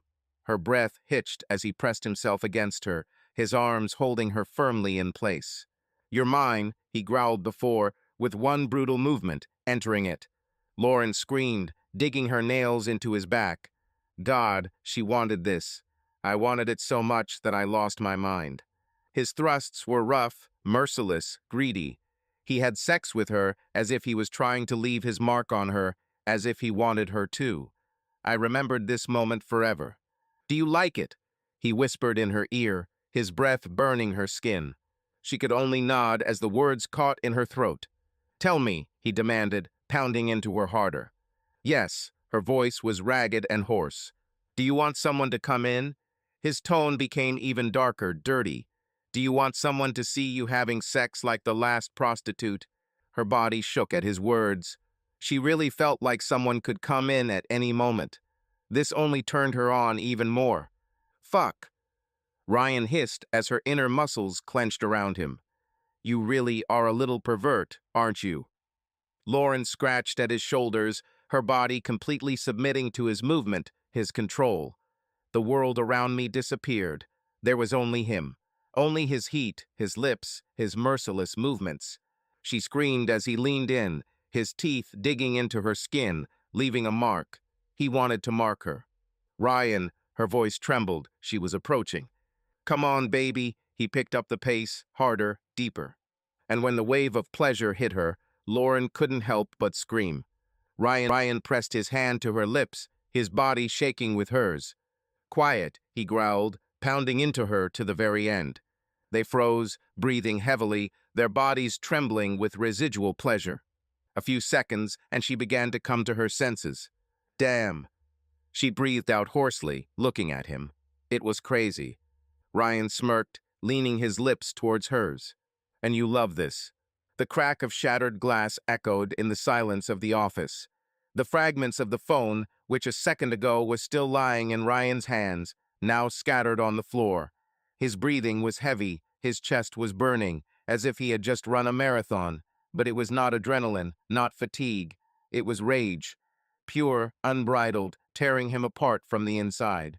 Just a few minutes ago, he was just sitting, staring at the monitor, desperately trying to figure out the problems that were pouring down on him. Finances, business, creditors, all this was already bad enough. But he even introduced me, and I couldn't let it get worse. And then there was the sound of a new message. Anonymous sender. He usually didn't open such messages. But now, with this level of stress, his hand automatically reached for the phone. One click and his world collapsed. A video appeared on the screen. He pressed play. The image loaded, and before it appeared Lauren, nude, scattered hair, half-open mouth, clouded eyes are pleasures. Only she wasn't alone. A man held her by the waist, his lips slid over her skin, his hands greedily explored her body. Their movements were sharp, hungry, crazy. Ryan, I haven't seen her like this. Not with him. But he couldn't see it, because this never happened. Jack and Nikki created this video. Clear frames, skillfully processed photographs. It was all masterful Photoshop. They spent hours selecting the right pieces, putting on faces, changing lighting, adjusting details. They knew Ryan wouldn't hesitate. He will see and will believe. Because he wanted to believe it. Crap. He breathed, barely aware of the sound of his own voice. The video was followed by photographs. Lauren, arched under this bastard. Lauren, biting her lip, hands in his hair. Lauren is on her knees. Ryan felt his chest tighten. To him, there wasn't enough air. What the fuck? He squeezed the phone in his hand so tightly that the plastic cracked before he threw him into the wall. Damn woman of easy virtue. He exhaled, breathing heavily. Lauren was stopped at a traffic light when her phone vibrated. She automatically looked at the screen Ryan. She smiled, although there was anxiety inside. He was tense after the recent events. Too much tension. She swiped the screen and brought the phone to her ear. "Hi, darling." Her smile disappeared when she heard his voice. "Are you taking me for a fool?" He barked so loudly that she had to move the phone away from her ear. "Damn, who did you sleep with?" Lauren frowned in confusion. My heart skipped a beat. What? What are you talking about?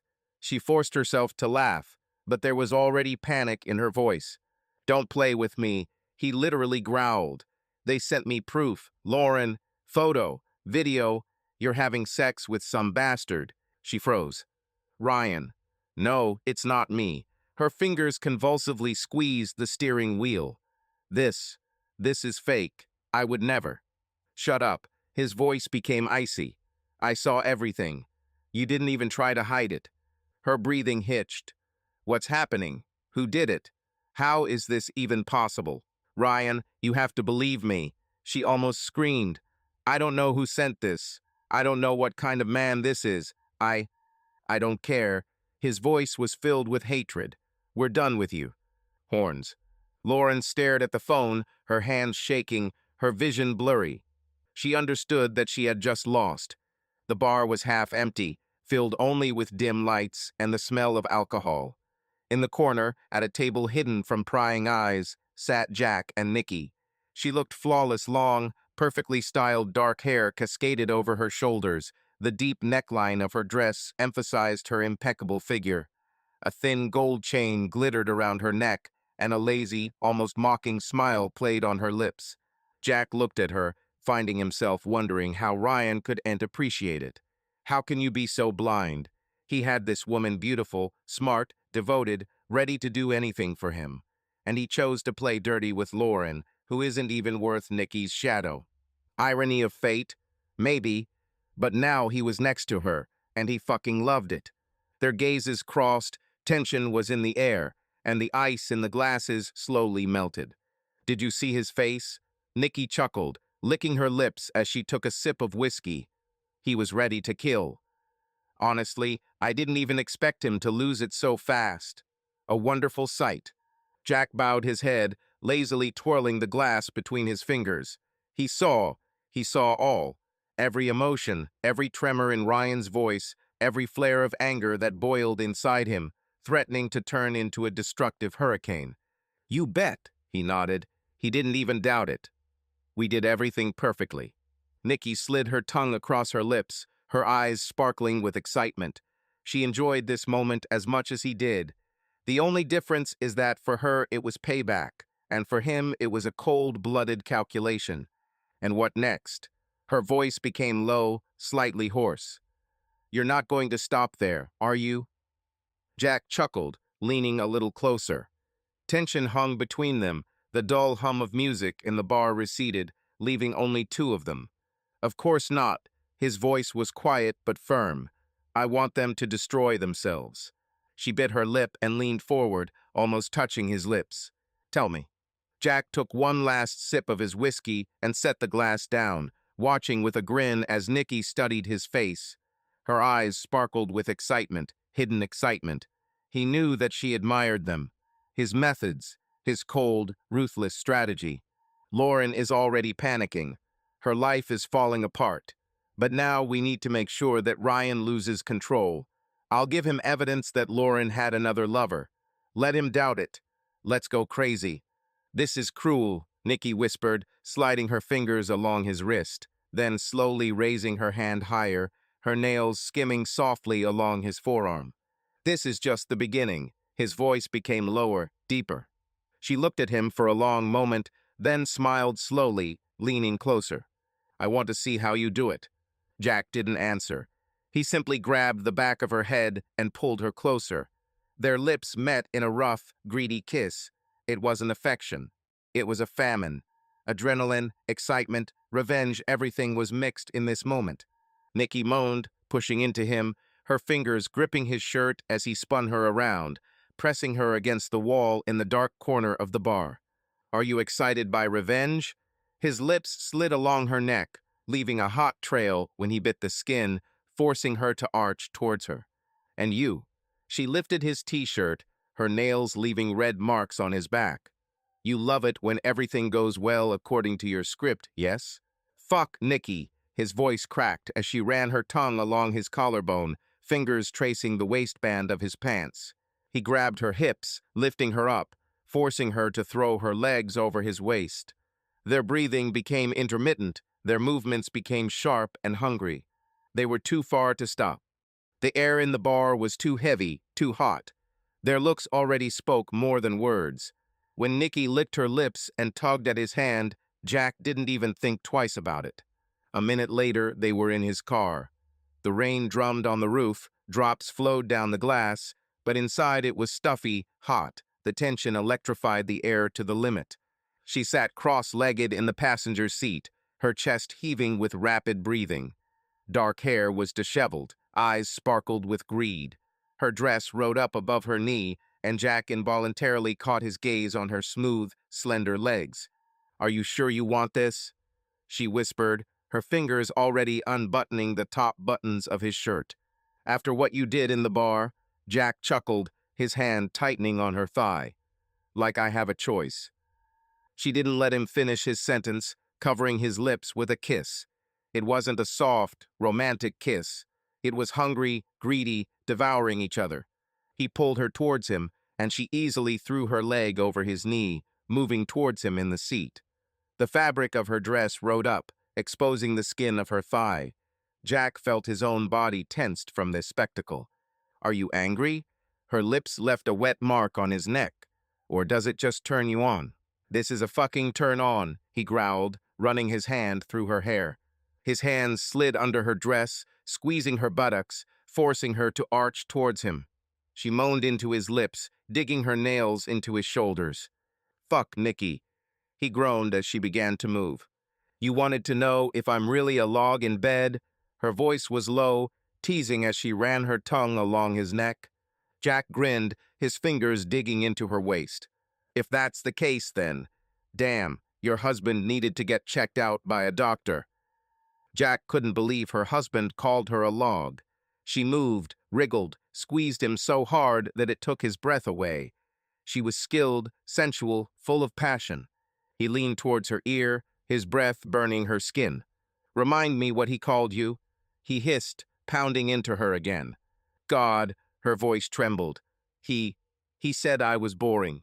Jack grinned and bit her neck. He was an idiot. He was moving harder, deeper, enjoying her moans, her trembling, her complete submission to this moment. The car windows were fogged up, the air inside was heated to the limit. As she moaned louder, his hand clamped over her mouth. "Quiet, baby." or do you want to be heard? His voice was saturated with teasing cruelty. They were simply silent for a few seconds, coming to their senses. Nikki then grinned, turning her head towards him. Well, who's here? Log. He ran his hand along her back, feeling the heat of her skin, her breathing, her pulse. One thought was spinning in my head, what an idiot her husband was. I think I have a new favorite night in the car, he chuckled, running his fingers along her thigh. She laughed, leaning back against his chest. The country house rose among a dense forest, immersed in the golden reflections of the evening sun. A spacious veranda, high windows overlooking a picturesque lake, and silence broken only by the cries of birds. The perfect place for a perfect weekend. Jack stood at the bar, holding a glass of whiskey in his hands. His gaze slid across the living room, where all the invitees had already gathered. Lauren, Ryan, Nikki. Everything is here. Lauren looked tense. She had been on pins and needles these past few days. Too many questions, too many coincidences, too many unpleasant conversations with Ryan, who had finally lost his temper after receiving compromising videos. Now there was silence between them, but Lauren felt that something was not so. Ryan drank faster than everyone else.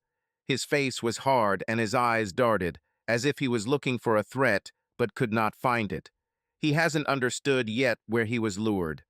And Nikki looked calm and relaxed. She was sitting on the sofa, stretched out with a glass of wine, her long legs crossed. She knew what would happen next. Jack chuckled as he took a small sip. Well, friends, he said, attracting attention to himself. Welcome to my country house. I thought it wouldn't hurt for all of us to take a little rest and let off some steam. Unwind. Lauren looked up at him, her fingers gripping her glass a little tighter. An unexpected invitation, she said with a slight, forced smile. Especially considering, well, we haven't seen each other for a while. Friends shouldn't get lost, right? Jack looked at Ryan, who was taking a sip from his glass, clearly annoyed to be here. Friends, muttered Ryan, shaking his head. Certainly. Nikki grinned and took another sip of wine as she watched. Jack put the glass on the table and took a few steps to the center of the room. I thought we should all switch, he continued. His voice was measured, calm, but there was a hidden subtext in it. We are too fixated on problems, on the city, on money. Don't you just want rest? Lauren gave him a quick glance, then turned it to Ryan, who was clearly restrained with anger. The evening is just beginning, Jack added, filling his glass. Relax. There are a lot of interesting things ahead. Fishermen say that the most important thing in fishing is patience. Sitting in silence for hours, waiting for the victim to make a mistake, succumb to instinct, grab the bait, and no longer be able to escape. And of course, if you know where to look, it's only a matter of time. Jack knew exactly where to look. He glanced at Ryan, who was standing at the edge of the water, holding a fishing rod. He was tense, too tense. His shoulders were tightly drawn together, and his jaw periodically trembled as he mechanically grinded irritated thoughts with his teeth. You're lucky, Jack broke the silence, watching the motionless surface of the water. Fish bite only from those who know how to wait. Well, or those who know where to throw the bait. Ryan jerked his rod sharply, as if trying to catch a non-existent bite. His fingers tightened on the reel a little tighter than they should have. Yeah, he muttered. I have always envied patient people. Jack grinned as he watched the light waves lazily lick the shore. Patience is an interesting thing. Sometimes you want to straightaway rush, break loose, make a scene, and then you pull yourself together and wait, because it tastes better this way. Ryan glanced at him briefly, but quickly turned away. You speak like a maniac. Or maybe I'm a maniac, Jack responded easily, slowly pulling out the fishing line. Who knows, isn't it, I ever make a scene? Ryan froze for a second. Then he grinned, trying to hide his growing concern. No, you've always been damn collected. Not one of those who tear veins over trifles. Jack was silent, deliberately slowly transferring the fishing rod to his other hand. It's not a small thing, he finally said, lazily glancing over Ryan's eyes. I know. Ryan froze, but immediately pretended not to understand. What are you talking about, Jack? Well, for example, about your debts. Jack paused, as if enjoying the moment. Are things really that bad for you? Something dawned on me. About interest, about creditors, about threats. Ryan gripped the rod tighter, his fingers turning white. It's none of your business, he muttered. Perhaps, Jack nodded, slowly pulling out the line. But you know, there are things that cannot be hidden, especially if you know where to look. Ryan gave him a quick, intense look, but then turned away. Now his shoulders were tightly drawn together, and his jaw was trembling. The water gently splashed against the boat. Somewhere in the distance a crow cawed, but it seemed to Ryan that the whole world had suddenly froze. You know? What? His voice sounded too even, too cautious. Jack smiled, slowly, lazily, like a man who enjoys the game. Let's not pretend that you're a fool, he said quietly. You're a smart guy, Ryan. Ryan clenched his jaw, his fingers tightening on the rod. I don't understand what you're talking about. Is this true? Jack shook his head, looking up at the horizon. You know, there are moments when a person thinks that he has everything under control. He thinks that no one is behind him, and no one is following him. What is neat? Invisible. Ryan was silent, but his breathing was a little deeper now. The only problem is that if someone really wants to know the truth, they will find out. Jack paused, giving Ryan a chance to digest his words, give an opportunity to feel how the noose slowly tightens. Ryan swallowed. Are you hinting at something specific? Jack looked at him for a long moment and then smiled. I'm just speculating. About life. About trust. About how people make errors. Ryan nodded, but his hand shook slightly as he made another cast of line. Jack saw everything. He saw the panic growing inside Ryan, how he tried don't give himself away. It was the sweetest hunt, tremor hunting. And the most interesting thing is that he was just getting started. The evening turned out to be surprisingly cozy. The veranda smelled of fire smoke, freshly cooked fish soup, and alcohol. Jack sat at the head of the table, lazily sipping whiskey, while Ryan mechanically slurped hot broth, occasionally glancing at Lauren. Nikki was relaxed, her eyes sparkling as she listened to another story from Jack about his travels. Everything looked almost fine, but Lauren felt something's wrong. Laughter, conversations, a slightly drunken atmosphere. But Jack was different. He was too calm, too confident. He didn't look at her like before. There was no desire in his eyes. There was no hidden fire that flared up when she was nearby. Something has changed.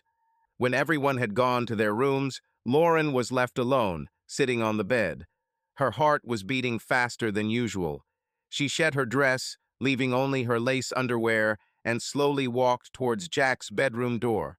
She took a deep breath and pushed it. Jack stood by the window, holding a glass of whiskey in his hand. He didn't even turn around when he heard her enter. Are you awake? Her voice was quiet, almost uncertain. Jack took a sip, still not turning around. I think, his voice sounded calm, but too distant. Lauren frowned. She took a step closer, her bare feet sliding silently across the floor. About what? She gently touched his shoulder. And then he finally looked at her. His look was empty. For a second, Lauren felt a chill run down her spine. About us, he answered calmly. She blinked as if she couldn't believe her ears. Jack never said that. Never sounded so. He was always either passionate or cold, but not so. Indifferent.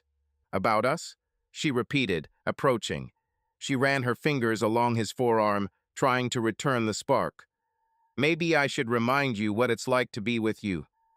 She pressed herself against him. Her lips touched his neck, her body pressed softly against his. But Jack didn't answer. He just stood there like a stone as her lips slid over his skin. What's wrong with you? Her voice broke. Nothing, Jack grinned, but there was no warmth in that smile. Lauren suddenly felt her fingers trembling. His coldness was wrong. This was no ordinary alienation. It was something. Others. She ran her palm down, trying to find his reaction, but Jack grabbed her wrist. Stronger than usual. No need, he said evenly. She froze. Why? Her voice was almost a whisper. Jack looked at her. His eyes were icy. Just don't, Lauren. She felt fear. For the first time ever, she felt fear next to him. He knew something. But what? Lauren was sleeping. Her breathing was even, her face relaxed, but Jack knew it was an illusion. There was no peace in her sleep. She felt that something was not so, but could not realize how much. Jack stood by the bed, watching her in the dim moonlight. A few seconds, and he left, silently closing the door behind him. He walked towards the room where Ryan and Nikki were. A quiet knock on the door. "Open it," he said calmly. After a couple of seconds, the door opened slightly and Ryan looked out, frowning. He was wearing a t-shirt and jeans, obviously not sleeping. "What do you want?" His voice was hoarse, irritated. "I need help," Jack answered calmly. "Something with a generator in the forest. It looks like the plugs were knocked out. We need to figure it out." Ryan snorted. "Maybe in the morning. It's 3 in the morning." Jack did not smile, did not show the slightest hint of impatience. He's just watched. "I think you'll want to help now." Ryan exhaled slowly and glanced quickly at Nikki, who was sleeping peacefully, curled up under the covers. She didn't even move, not suspecting that at that second her husband was being offered a deal on which his life depended. "To hell with you," Ryan muttered, pulling on his jacket. They went out, and a few minutes later they were walking along a narrow path leading deep into the forest. The moonlight made its way through the foliage, but the night seemed thick, heavy. Jack walked confidently. Ryan lagged behind slightly, looking back from time to time. "Where the hell is this generator?" he muttered, clearly annoyed. Jack stopped. Ryan took a couple more steps forward before realizing that something's wrong. He turned around. Jack stood in the middle of the path, arms crossed over his chest. There was no smile. "What the hell?" Ryan frowned. "Come on," without further ado. Jack said it so calmly that it made him scarier. "You already know why we are here." Ryan clenched his fists. "What the hell are you talking about?" Jack slowly walked closer, his voice smooth and icy. "About you." "Oh, Lauren, about how you had sex with my wife." The forest around suddenly became too quiet. Ryan froze. His chest heaved heavily, but his face did not tremble. "You're talking nonsense," he breathed, but his voice was too tense. "Is it true?" Jack tilted his head as if studying him. "So you want me to repeat it? The way you spread my wife's legs, in my house, in my bed, in my car. Do you want me to show you that you need proof?" Ryan swallowed. He understood this is the end. "Okay," he managed. "So what now?" Jack took another step. Now they were standing so close that Ryan could feel his breath. "You have two options." His voice was overly calm. "First, I end this here and now." Ryan didn't blink. Second, his voice was broken. Jack leaned closer. "You disappear. You disappear from the city, from her life, forever. I don't want to hear your name. I don't want to see your face. Rotten. If even one of your shadows falls next to her, you will beg me to choose the first option." Ryan swallowed. The forehead was covered with sweat, and the eyes panic rushed. He understood that Jack was not kidding. Jack grinned. "It feels like your ass is shrinking, right? Not used to being the one on the losing side, and I, bitch, have been waiting for this moment. I wanted to see you like this, pathetic, sweaty, trembling with fear." Ryan was silent, but his breathing became heavier. Jack saw him struggling with his thoughts, looking for a way out. But there was no way out. "Well, what the hell do you say?" Jack stepped closer, growling right in his face. "Are you ready to eat your shit, bastard?" Ryan closed his eyes, clenched his teeth, and then exhaled heavily. "Okay," he said quietly. Jack took a step back. "You have 24 hours. Get lost, Ryan." Ryan nodded slowly. Jack turned and walked back down the path. He knew that he would choose the right option. And if not, but Ryan not the kind of person who will just give up. "Do you think I'll just leave?" he growled, taking a step forward. Jack paused, feeling the tension rising. He didn't turn around, just tilted his head slightly, listening. Ryan was breathing too hard. Anger began to boil within him, but not fear, stupidity. "You're not in a position to swing your license," Jack said calmly. "You had a chance to leave." "Fuck you," Ryan growled. The sound of snow underfoot, a sharp push, he attacked. But Jack was ready. He quickly turned around and grabbed Ryan by the jacket, using his own weight against him. Everything happened too fast before Ryan realized what was happening. The knife blade had already entered under his ribs.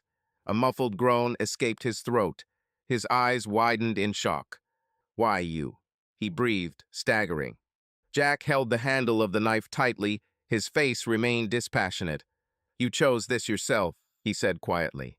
Ryan jerked, trying to take a step back, but his legs gave way. He fell into the snow, leaving a dark, spreading trail behind him. His fingers clenched convulsively on the blade, but he couldn't fight anymore. Jack slowly dropped to one knee, looking into his face. "You thought you could outplay me?" His voice was even, almost sympathetic. "You're just a pawn. Always was. You're not a player, Ryan. You loser." Ryan wheezed, blood sprouting from his lips. He tried to say something, but the air no longer filled his lungs. Jack watched his eyes slowly extinguished. "In a few seconds, it's over." He straightened up, looked around the motionless body, and took a deep breath. Silence swallowed the forest again. But Jack couldn't leave any traces. He looked around not far away, behind the trees. The black surface of the river shone silver. He grabbed Ryan's body by the collar and began dragging him through the snow. A trail of blood stretched behind him, but would soon disappear. Fresh snow had covered everything up. When he reached the shore, Jack without hesitation leaned down and pushed the body forward. Ice water accepted, there was no sound, only light waves spread across the surface. Ryan disappeared underwater as if he had never existed. Jack watched the river slowly calm down. Time passed. Nobody knew. Nobody will guess. Jack walked slowly into the house, brushing snow off his boots. It was warm inside, the smell of coffee wafted through the kitchen, and Lauren was sitting in the living room, wrapped in a blanket. She lazily scrolled through her phone, not suspecting that her world has already changed. Nikki stood at the stove, stirring the omelet. Jack glanced at her quickly. She didn't even look worried. She didn't know. "Good morning," he said, walking to the coffee machine. Lauren looked at him with slight surprise. "Where have you been?" She stretched, clearly just waking up. Jack took a sip of coffee, paused, then sighed. Ryan left. Lauren frowned and put her phone down. "In terms of where?" "Don't know." He shrugged, putting the cup on the table. "I woke up early, went out onto the veranda, and he was already gone. No note, no messages. He just packed his things and disappeared." "What kind of nonsense?" Lauren straightened up sharply. "He wouldn't have left without saying goodbye." Nikki turned around, frowning. "This doesn't look like him. Are you sure?" Jack looked straight at her and nodded. "Sure." Lauren took out her phone, quickly opening her messages. Her fingers ran across the screen until she realized nothing. No calls, no missed calls, no messages. Ryan seemed to disappear. Maybe he just went home. Nikki muttered, but there was doubt in her voice. Lauren stood up, wrapping her arms around herself. "No, it doesn't look like him." She thought. Her gaze became worried. Jack watched her, keeping his face serenely calm. "Maybe he had a fight with someone," he said casually, turning to the window. "Maybe he just decided he didn't belong here." Lauren looked at him suspiciously, but didn't say anything. She tried to realize how strange it all looked like this. Jack slowly finished his coffee, turned to them, and smiled. "Don't worry." His voice was even, almost affectionate. "He's a grown boy. If something happens, it will show up." Nikki nodded, but her face remained tense. 2 days later. Lauren's phone vibrated on the table, but she didn't immediately notice. Her thoughts were racing, anxious anticipation pressing from within. Finally, she picked up the phone. "Hello?" Her voice trembled. A detective's voice was heard on the other end. "Mrs. Holt? This is Detective Hanley. We have news. Your husband has been found. He's dead." The blood drained from her face. In the chest, everything has shrunk. What? Her breathing hitched. Where? In the river. The detective paused. We need you to come for identification. The phone almost fell out of her hands. Ryan is dead. She felt like the world was collapsing. Nikki ran into the cafe, her face pale, her lips tightly compressed. She noticed Jack at the far table and, without hesitation, abruptly sat down opposite him. You did it, right? She hissed, clutching the tabletop. Jack calmly looked up at her. In them, there was no remorse or fear. What are you talking about? His voice was even. Don't pretend. Nikki clenched her fists. They found Ryan, dead, in the river, and you want to say that this is just a coincidence? He slowly put the cup of coffee aside and leaned closer. If you are so sure, why are you sitting here and not going to the police? His voice was quiet, almost hypnotic. Nikki held her breath, because she knew. She knew what to tell the police. She couldn't do anything. This is too much, Jack. Her voice trembled. We wanted to destroy them, but not kill them. Jack grinned. Do you really think that he would just leave like that? Ryan was a coward, but when a coward is cornered, he becomes dangerous. I gave him a choice. He chose. Damn! Nikki ran a hand over her face, shaking her head in shock. Lauren is going crazy. The police are already looking for clues. If they link it to you... Jack sat in his car, watching the entrance to the police station. Everything was boiling inside, but outside he remained impeccably calm. He always played the long game, always kept the situation under control, but now it's on him to start hunting. The investigation has officially begun. The police dug and asked questions. Lauren was rushing around in a panic. Nikki could break at any minute. She was too emotional, too scared. If you push her into a corner, she will give it up without even realizing it. He knew that to stay in the city was too risky. You need to disappear. Disappear right.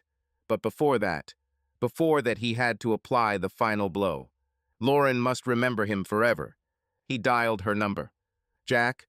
Her voice was hoarse, full of anxiety. He smiled, leaning forward.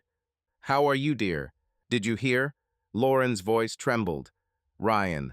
They found him. The police. They questioned me. I don't know what to do, Jack. Of course I heard. His voice was too smooth.